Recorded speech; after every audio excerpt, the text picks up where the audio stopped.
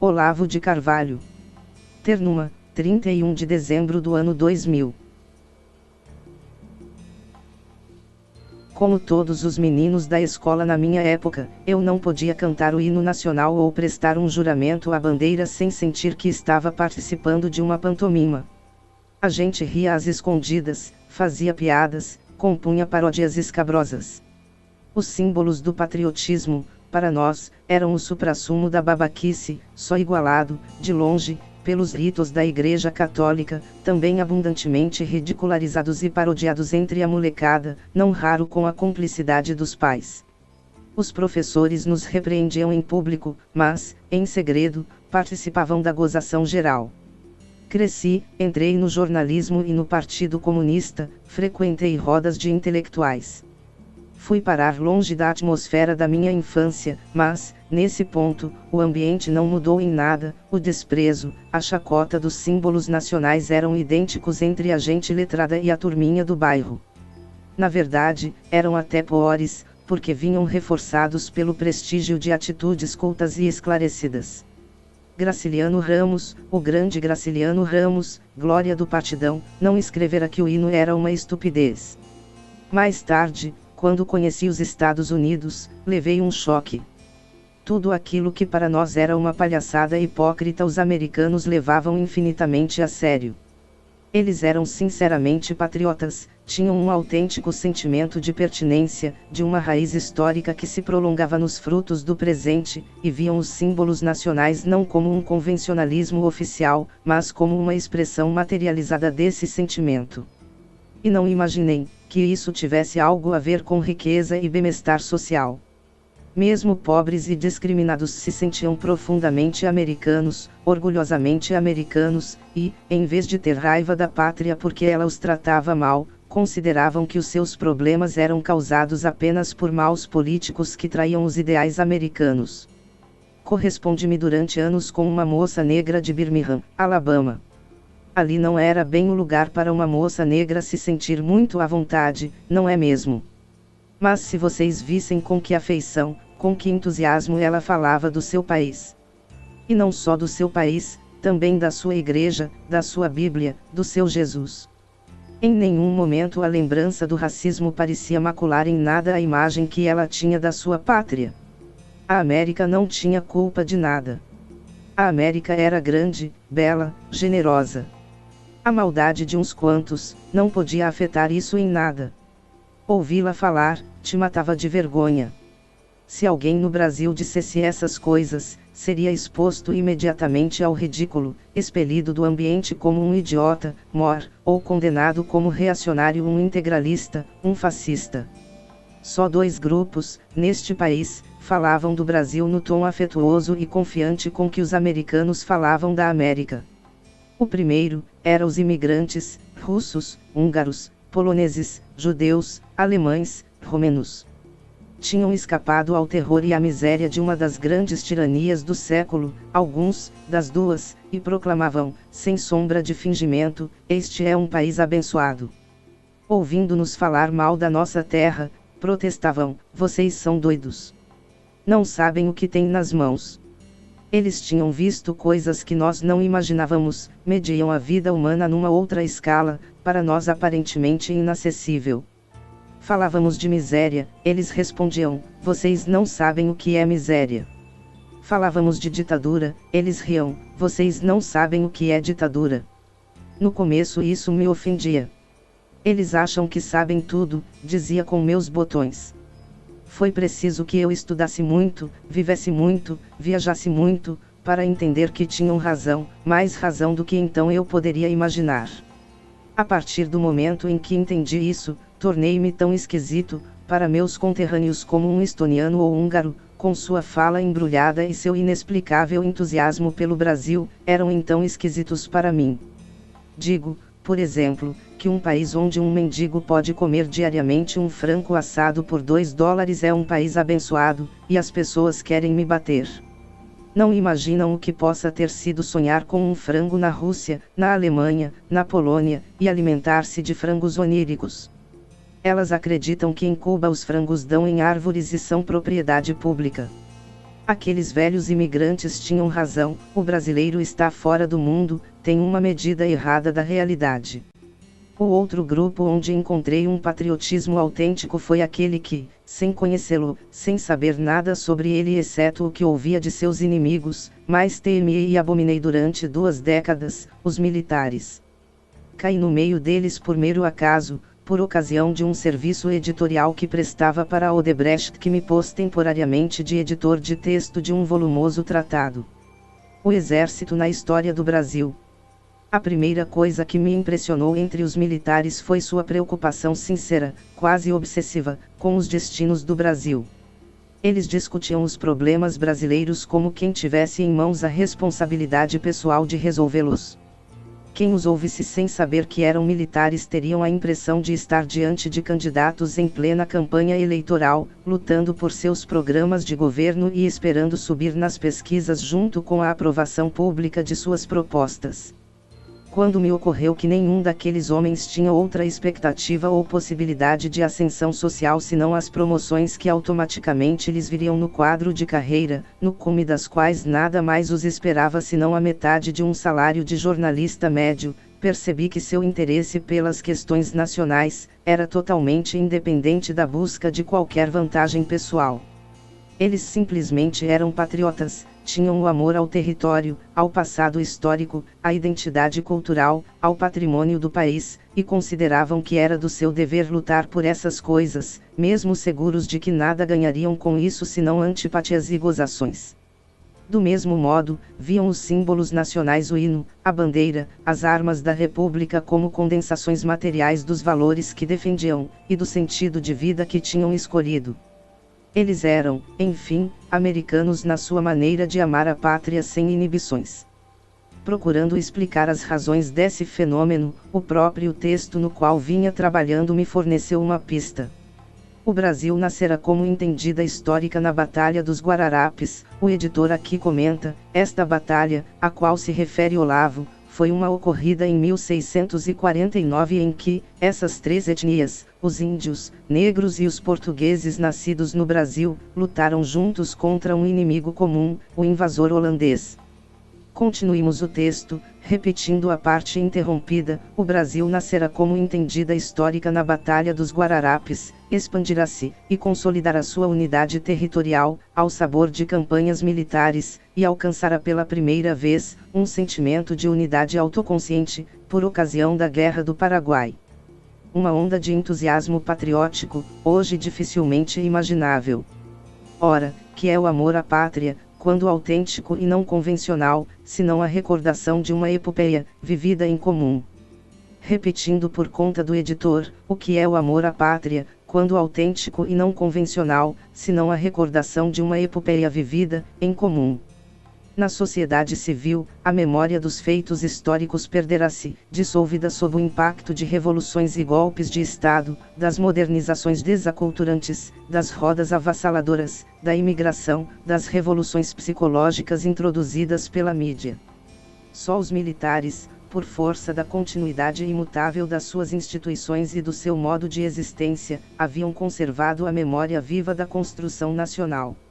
O que para os outros eram datas e nomes em livros didáticos de uma chatice sem par, para eles, era a sua própria história, a herança de lutas, sofrimentos e vitórias compartilhadas, o terreno de onde brotava o sentido de suas vidas.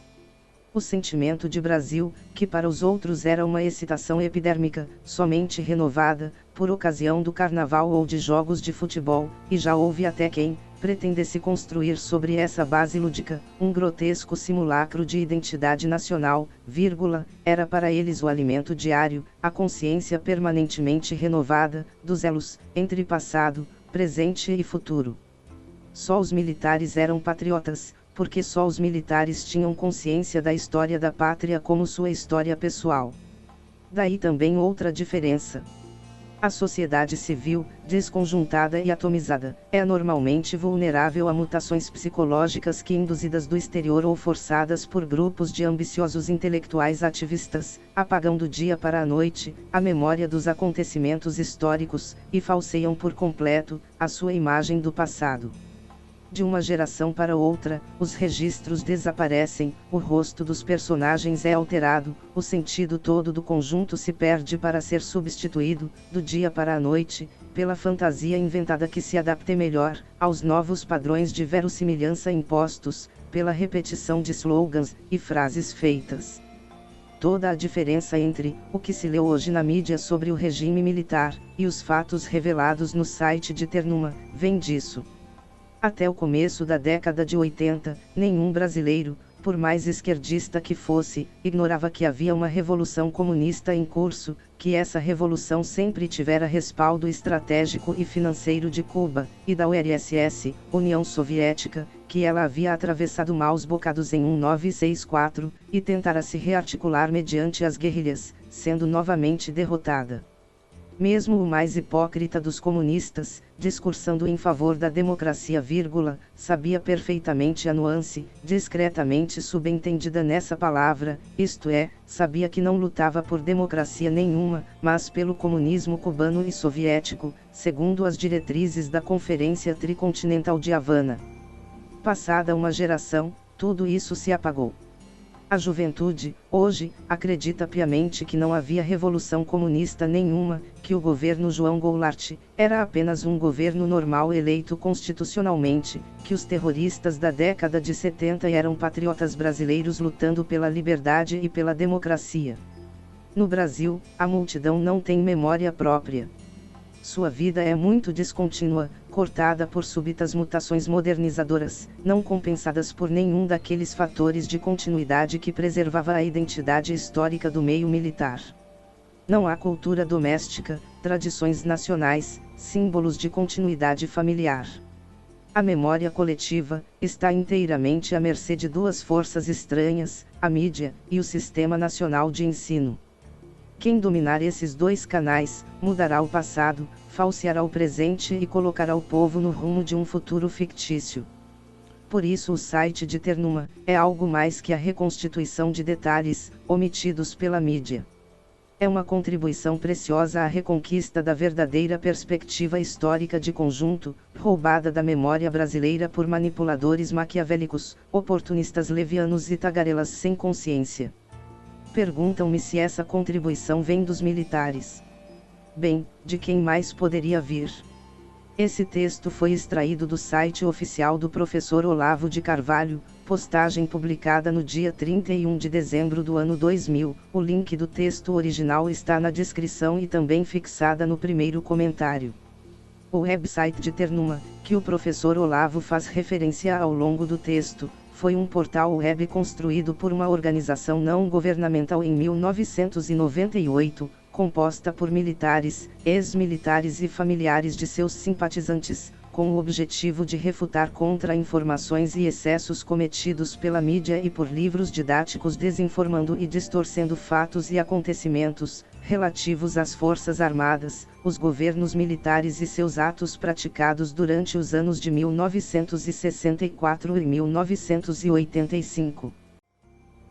Os vídeos que vocês irão assistir daqui para frente, foram gravados pelo mesmo autor, o professor Olavo de Carvalho, aproximadamente 2 décadas após ter declarado essas primeiras palavras no ano 2000, do texto que acabamos de ouvir. Afinal, o que teria feito um homem da inteligência e percepção sociocultural e política, tão clínica quanto a do professor Olavo, mudar de opinião, tão drasticamente, no curso de 20 anos? O que o grande filósofo, escritor e analista político, viu tanto ou deixou de ver, em torno das Forças Armadas brasileiras ou dos seus generais, ao longo dessas últimas 2 décadas? Bom, ele mesmo vai nos dar agora as justificativas dessa mudança de opinião, confiram. Lembrando que o professor Olavo, apesar de ter falecido em 24 de janeiro de 2022, na cidade de Richmond, no estado da Virgínia, nos Estados Unidos, ainda tem suas declarações sobre a política brasileira e geopolítica mundial, ecoando vividamente na consciência de milhares de brasileiros, que as consideram a cada dia que passa, de inestimável relevância para a formação de um pensamento maduro de direita. Ademais, sua influência direta na formação permanente de uma lúcida consciência política conservadora, se perpetua nas mentes dos brasileiros, de maneira quase intergeracional. não apenas em razão do vasto acervo de livros de sua própria autoria, 34 obras, que eternizam suas ideias no intelecto brasileiro, mas a longevidade da repercussão de suas ideias, se dão maiormente, em razão, de inúmeras previsões que Olavo fez sobre os rumos da política brasileira, ter se cumprido infalivelmente ao longo dos anos, conforme ele havia previsto, e declarado de antemão.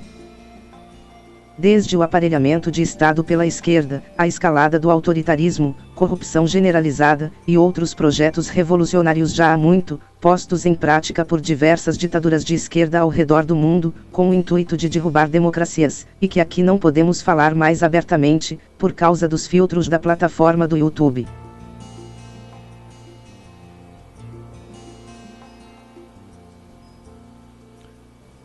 Eu vou confessar um negócio para vocês. Eu passei a década de 90 quase inteirinha convivendo com militares, dando curso, né, na Escola de Comando do Estado-Maior, no Clube Militar do Rio de Janeiro, no Círculo Militar de Belo Horizonte, um monte, né, e trabalhando no livro, aquele livro imenso, O Exército na História do Brasil, do qual eu fui o editor do texto final. Né, o que me obrigava a conviver com os caras pelo menos, no mínimo, uma vez por semana. Tá certo? Quantas pessoas inteligentes eu conheci lá dentro? 2. O general Paulo de Castro, que era o comandante da Escola de Comando do Estado-Maior, e o general Sérgio Coutinho, que acabou escrevendo 2 livros importantes sobre o sistema gramsciano e que morreu amargurado com seus colegas porque não entendiam nada e nem queriam saber do que ele estava ensinando. Tá certo? O resto, eu digo, olha, o presidente do Clube Militar, que era o general Hélio Biapina, o sonho da vida dele era fazer um acordo com o pessoal do jornal A Hora do Povo, o jornal segundo o qual Stalin foi o maior democrata do século XX. E o general Hélio Biapina passou a vida sendo achincalhado pelos comunistas e no fim acho que pegou síndrome de Estocolmo, porque tanto apanhou que começou a gostar deles. Né? Eu vi muitos milicos entrar nisso. O pessoal da Escola Superior de Guerra nunca me convidou para falar lá. A Associação dos Alunos, sim. Dos ex-alunos, sim. Mas eu ali nem entrava na Escola Superior de Guerra, porque eles estavam cogitando para reitor civil o Márcio Moreira Alves, aquele deputado comunistão que fez um escândalo logo em 64. 68, exatamente. Né? E, ao mesmo tempo, tinha o general Meira Matos, né, que era um homem que de tão feio chegava a ser bonito, né, e que era um homem inteligente. Esse era um homem inteligente, mas eu acho que naquela altura ele tinha virado no sujeito do mal, porque ele estava aliado, né, com a turma que estava querendo se juntar com o PT, que fazia um jornal semanário 100% esquerdista.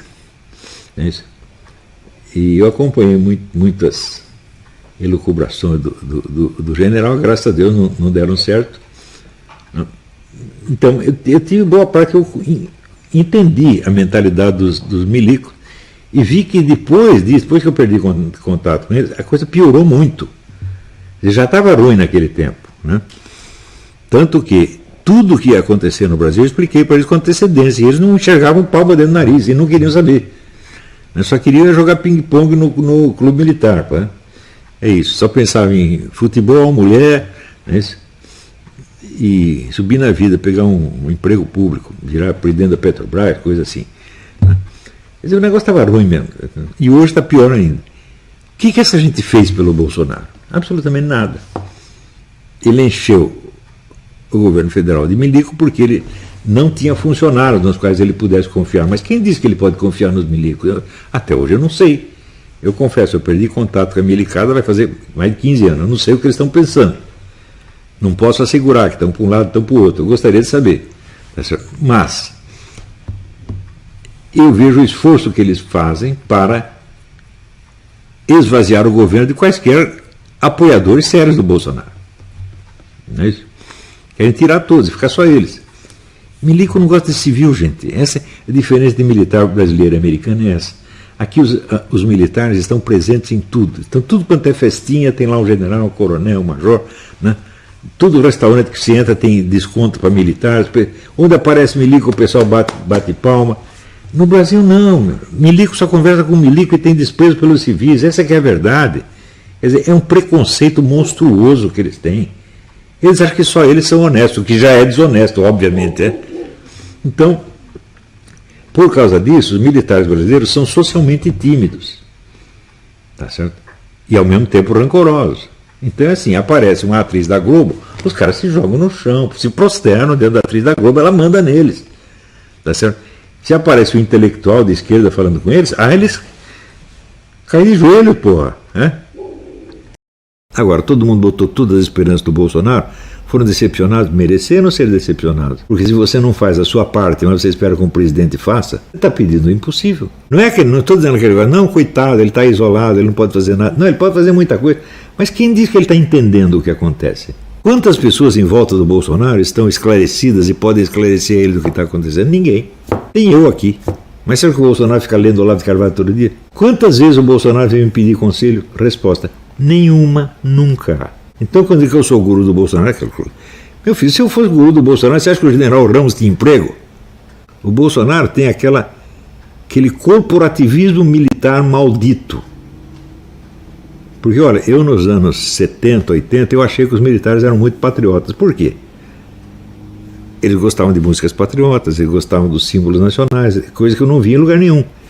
Eu interpretei isso como patriotismo. Hoje eu entendo que é apenas corporativismo. A pátria deles são as Forças Armadas. É o amor que o cara das Forças Armadas tem às Forças Armadas e o resto ele quer que se dane. Então é corporativismo. Você veja, quando aparecia aquele pessoal nas passeatas, desfilando na rua, com cartaz, artigo 142, socorro Forças Armadas, intervenção militar, vão cuidar da guerra nacional. Será que vocês estão bons de guerra nacional? Vai lá fazer guerra contra o macaco prego, o mico-leão dourado, né? Tamanduá. Isso aí são bons para enfrentar esses inimigos temíveis da pátria, né? Agora, se chega o chinês, aí você tudo cai de quatro, né? Até a Venezuela, não precisa nem... Não, a Venezuela, o pessoal tem medo da Venezuela, né? Então, gente, eu vou dizer, olha, esse pessoal, esses generais são uma vergonha. Tem gente boa no exército, na marinha? Tem. Mas é o tal negócio, já é o princípio de Peter, o livro do Lawrence Rota Peter, todo mundo é incompetente, inclusive você. Ele diz o seguinte: o sujeito trabalha um pouco e ele faz sucesso, faz o trabalho dele bem sucedido, então ele é promovido. Daí ele faz direitinho, é promovido de novo. Chega uma hora que ele não é promovido mais, porque ele não consegue melhorar nada. Então chegou no que chama um nível de incompetência.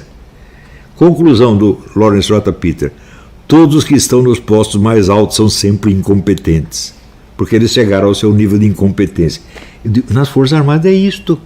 O sujeito era ali, sei lá, né? Cabo, fez serviço direitinho, virou sargento. Sargento, virou tenente, depois vai subindo, virou general, pronto, acabou. Chegou no nível de incompetência. Esse é o problema. Todo esse pessoal fardado que o presidente colocou nos cargos públicos foi para quê? Só para melhorar o orçamento doméstico dele, porque eles não vão apoiá-lo na sua luta ideológica de jeito nenhum. São todos traidores, sem uma única exceção. O menos traidor é o Heleno, mas ele também é, porque ele também aceita essa porcaria neutralista. Ele não percebe que com isso ele dá toda a liberdade para os comunistas e amarra a mão dos anticomunistas. Portanto, é o quê? Colaboracionista. É o que esses caras fardados todos são. Eu não os respeito mais. Eu já escrevi muita coisa a favor deles, mas era outra geração de generais, gente. Ainda havia gente de valor naquela época. Hoje eu não vejo mais nenhum. São todos assim. Porque, veja, o Bolsonaro é um excelente administrador da coisa pública. Esse negócio que ele fez lá no Rio São Francisco, que todo mundo está 50 anos prometendo fazer, ele vai lá e faz. Isso é a prova de que ele está resolvendo muito problema na esfera econômica, agrícola, de obras públicas. Tudo isso, ele é excelente administrador, mas ele desistiu da luta ideológica que era, no início, o objetivo da sua vida política. Ele disse isso no jantar que teve aqui na Embaixada. Ele disse: o objetivo da minha vida era a luta contra o comunismo. Já deixou de ser, gente. Ele nada está fazendo contra o comunismo e nada está fazendo para proteger os presos políticos que se tornaram presos políticos por apoiá-lo. Ou seja, ele está sendo de uma ingratidão monstruosa. Ele não diz uma palavra em favor dessa pessoa porque tem medo dos generais. Eu digo: mas se você percebeu que os generais são traidores, diga isso! Seja homem! Não fique, nossas gloriosas Forças Armadas. Pô, para com isto! Não precisa sair falando, não, mas pelo menos não faz. Não puxa o saco de quem você sabe que são traidores. Não se avilte. Se o Bolsonaro não se corrigir nisso aí, ele, que foi o presidente mais amado de todos os tempos, vai se tornar o mais odiado, ou pelo menos o mais desprezado. Ele está correndo um risco enorme. Se ele não tomar nenhuma atitude em favor dos presos políticos, a carreira dele vai acabar. Não pense que com obras públicas, tá certo? Você vai vencer o comunismo. Ao contrário, você vai entregar obras públicas prontas para o comunismo administrar. Enfim, se esse conteúdo foi importante para você, é porque certamente você aprecia conteúdos subordinados às temáticas conservadorismo cristão, história da civilização ocidental, literaturas clássicas e pensamento brasileiro. E se isso é verdade, convido-te para se inscrever em nosso canal e ativar o sininho. Basta clicar nesse botão de inscrever-se, é gratuito e ninguém paga nada, e assim que publicarmos novos vídeos interessantes, o YouTube te enviará uma notificação. Um forte abraço e até a próxima, se Deus permitir.